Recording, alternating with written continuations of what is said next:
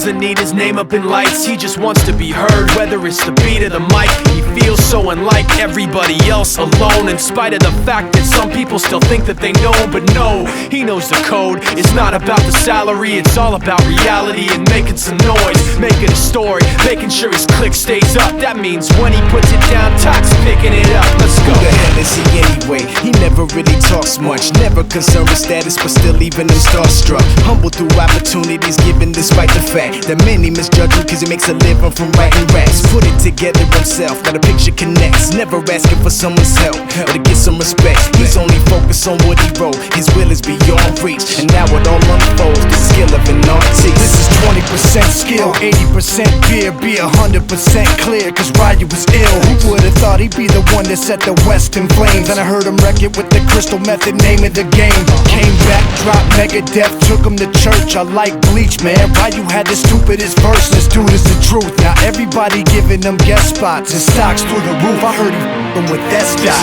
This is 10% luck, 20% skill, 15% concentrated power of will, 5% pleasure, 50% pain, and 100% reason to remember the name. They call him Ryu, he's sick and he's spitting fire. And Mike got him out the dryer, he's hot. Found him in Fort Minor with top, but a f***ing nihilist porcupine. He's the type women wanna be with, and rappers hope he gets 8 years in the making, patiently waiting to blow. Now the record with your notice taking over the globe. He's got a partner in crime, his is equally dope. You won't believe the kind of that comes out of this kid's throat.